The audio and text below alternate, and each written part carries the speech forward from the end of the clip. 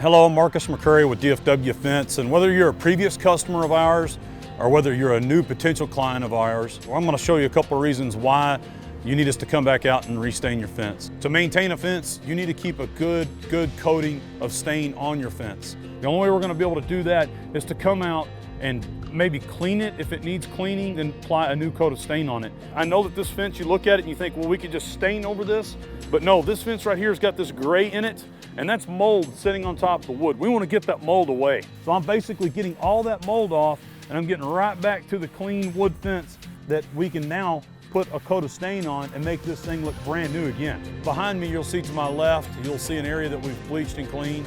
A little bit of that section we haven't stained yet, and to the right of me, you're going to see the new, fresh coat of stain.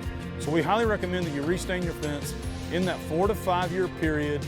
The second coat typically will last a lot longer. It's going to push 6 years at least. There's 3 different types of stain that you can use on a fence. There's a transparent stain that we use to dip with. There's a semi-transparent that we come back and stain over when we see high blemishes. There's also a full stain, which is more like a paint for a really old fence that you want to get a little bit more life out of.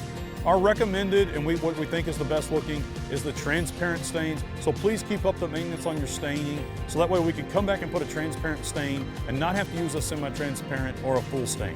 We don't want to have to cover blemishes. We want to keep your fence looking pretty.